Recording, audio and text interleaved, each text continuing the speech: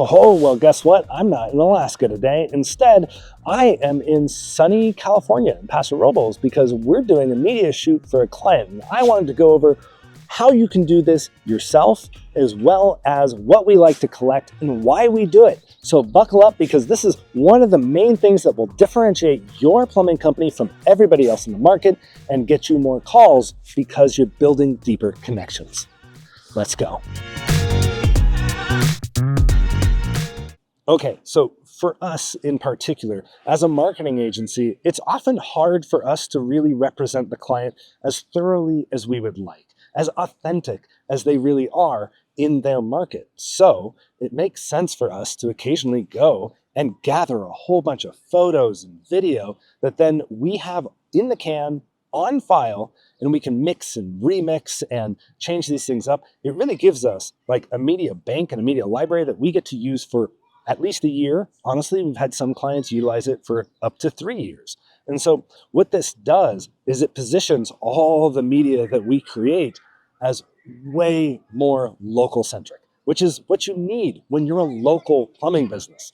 So that is the overall goal of doing this. So we fly in, we drop in for 2 days, and shoot at least 4 hours a day in order to get the materials that we need.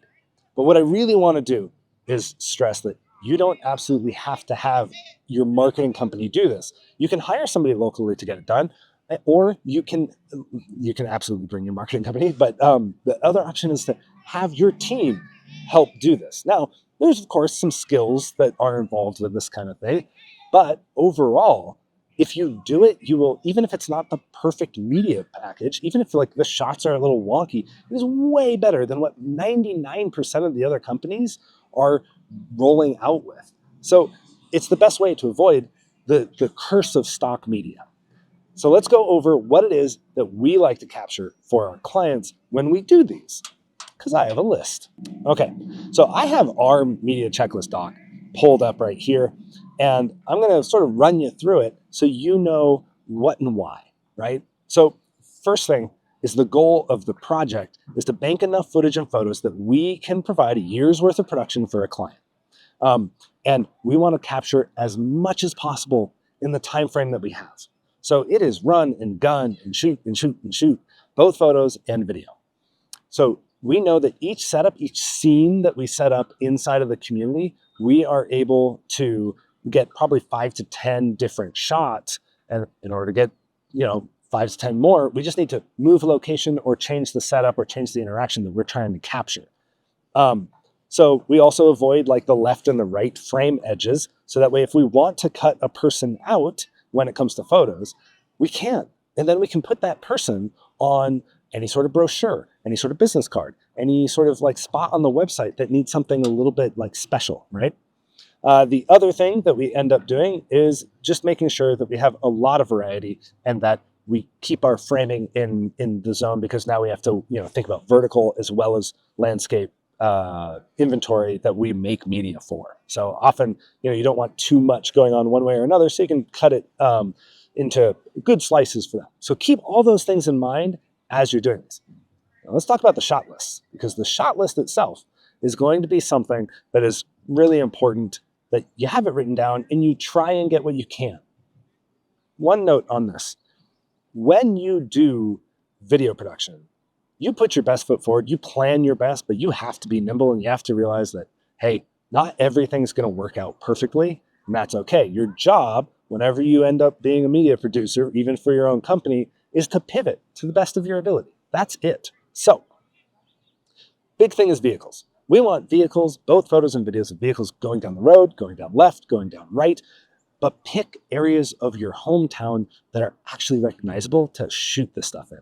So I am downtown inside of like the main central square of Paso Robles. And yesterday we shot a whole bunch of photos of our client's truck coming up and down the road here, because in the background, it's going to feel like they are part of the community. This is, most of the people in town here are at some point going to congregate here or be here in this zone. So if you go to a specific neighborhood or if you go to a specific house, it can get a little bit lost in translation. If you can do both, that's perfect. But if you have to choose someplace that's centrally located to your audience, because all the little signals of like the trees, the gazebo that I'm staring at over here, the historical building that is over here, and the shops that are lining this whole square are all signals that you're a hometown plumber and you're not a big chain. Because your branding should almost make you look like you're a chain, but your presence should be felt like you're a hometown plumber. That's the big key. So when you shoot vehicles, you want to do like corner to corner. You want to do straight on front, back, left, right. But then you also want to do like those moving shots of things in the environment. And that gives you a ton that you can leverage. And then you got your team. So we have a shoot set up for tonight with the client and their team members in order to get headshots of everybody. And I know you have staff turnover. Everybody has staff turnover. If you do not part ways on bad terms, continue to use those photos, or you will always be chasing like your turnover. It's not as big of a deal as you think. The only time that I think it's worth really worrying about is if you end on bad terms with an employee and you're like, nope, or the community learns something about an employee, or they go to work for a competitor, right? But if you part it on good terms, that's fine. Keep using it. Otherwise, you're going to end up like not being able to use half of your media. So the other thing is to really, when you get into some of these shots, you want to make sure you're using people that will likely stick around with you for a long time. But you do want to make it look like a team. You don't want to only have one person all the time. So you want them smiling. You want them in front of the van. You want them lined up. You want big team shots. You want individual shots. These are all things that you want to capture when you're trying to build a media library.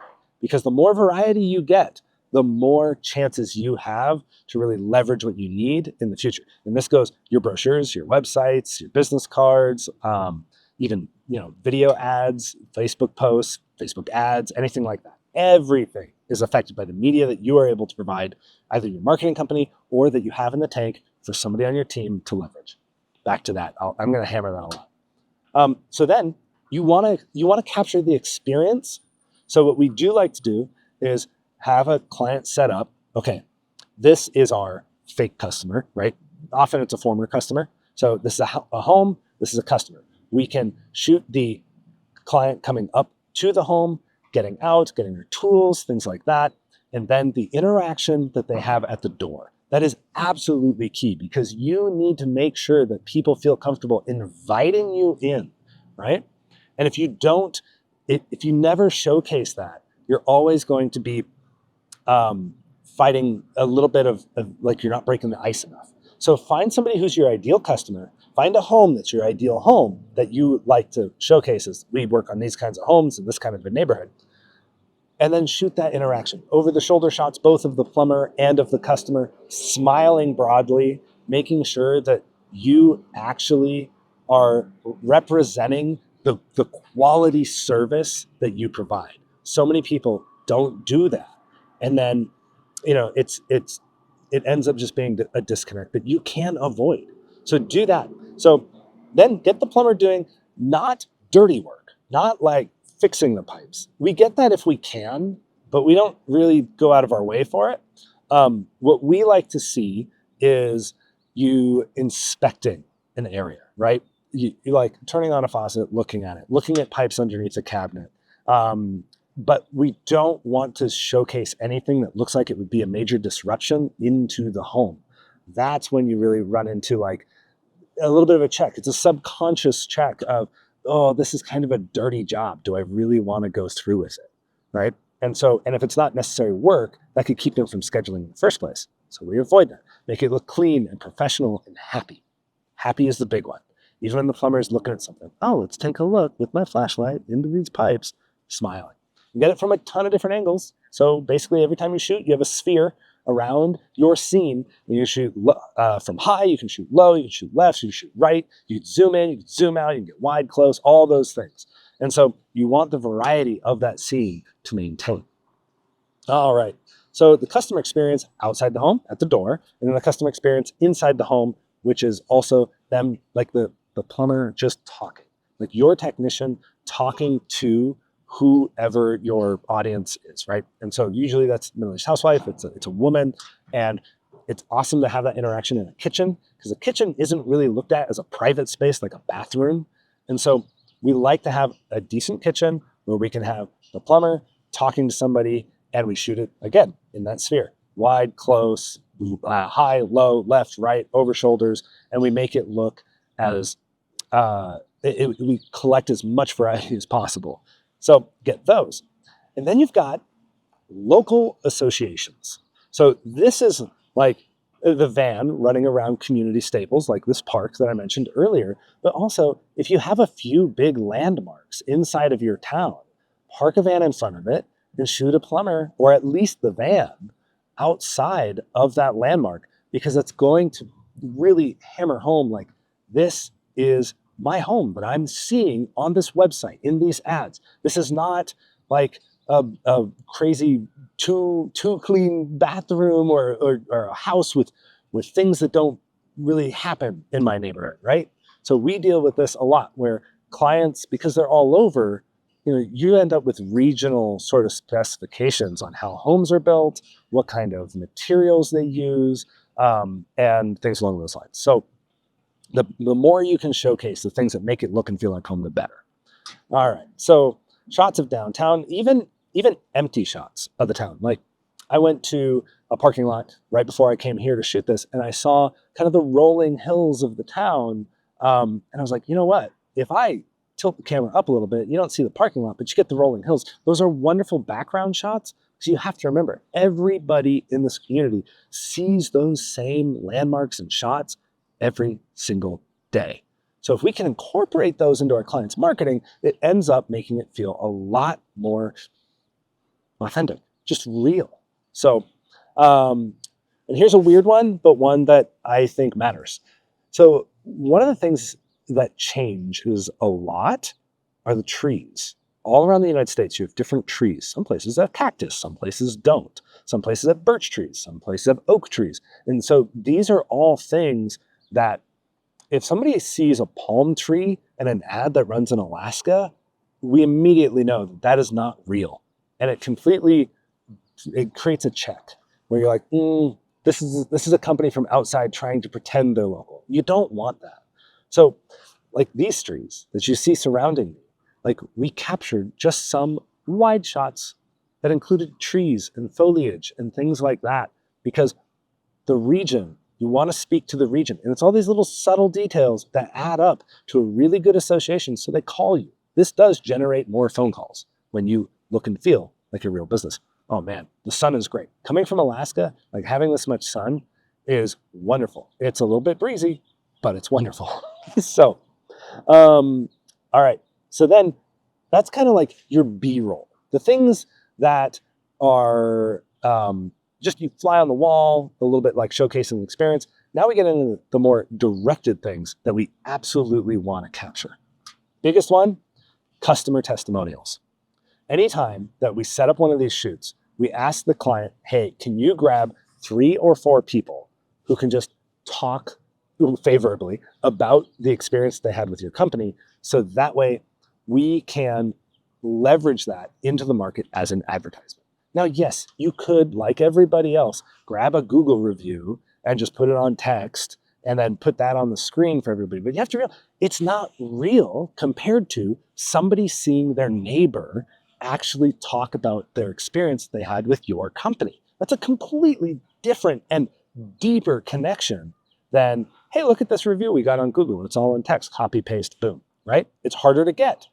But here's the thing about all this stuff is, if it's harder to get, other people in the market aren't going to do it, which lifts you up and out of the noise. So a couple customer testimonials at least. It's great to have 4 if we can, right? Employee testimonials. So a lot of plumbers, especially in denser markets, end up having a hard time recruiting. So since we're in town, something that we like to do is capture an employee who's just loving the job and be like, hey, can you tell us what it's like to work here, right? So we do these testimonials in interview format, but we might feed them a line here and there. But the idea is just to get them talking with sincerity about the business that we're trying to represent. So you can do that with the employees, so that way they end up helping sell why somebody would want to move from another company to yours to work. It's a really great recruitment tool. It can go and live on a recruitment page. And the idea is that you're just collecting resumes. So that way, when you do get to a point where you are trying to hire somebody, you at least have a bank of people who are interested at one point. You can always reach back out to those people. Sure, some of them may have like moved into another zone or whatever. That's okay. That's going to happen too. You can't control it. But at least you have a list versus, putting something out there and hoping that whoever like is looking stumbles across you, right? It's much better if you can reach out to the good ones again. And if you're in a big town, that'll help a lot. If you're in a small town, you likely know these guys already. All right, so the last one is an About Us video. And often, it depends on the size of the business, but often what we really love to see here is the client themselves talking about their own business and their goals for the business and how much they love their community and what they're planning on doing for the business.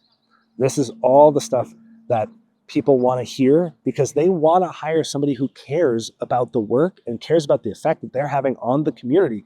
And sometimes that's just not stated. And so we love it when we can have an owner story, is what we call it, on the website that we can utilize as an ad. And then we can chop this thing up into a bunch of small different things that we can leverage for social media content and all sorts of stuff down the road. So those are the broad strokes, honestly, of what we try and do. And one day I'll put all this into a checklist and probably give it out. But the whole concept of you banking media for your business so that way you have the ability to communicate authentically. And again, I want to stress this. If you are doing this, because this is hard work, if you're doing it internally, or if you're hiring somebody, or if you're bringing your marketing agency in order to get it done for you, like these are steps that not every business takes, which means that you immediately start making a difference. You're going to rise out of the noise. You're going to look more authentic. You're going to build a deeper connection with your potential customers. And that's the whole goal of a big old media day run. So we do it in 2 days, at least 4 hours of shooting a day, and try and get as much as we can, but we have to be flexible as well. So I hope that everyone who watches this and listens to it, that you take some time to go, how can I give myself media so it's easy to create advertisements and communications? Because every business has to communicate, and you're no different. So the faster and easier you make that, and the more sincere those pieces of communication can be, the better chance of you winning the phone call, winning the customer, winning the community, and winning your entire service area against your competitors. So I hope this was helpful.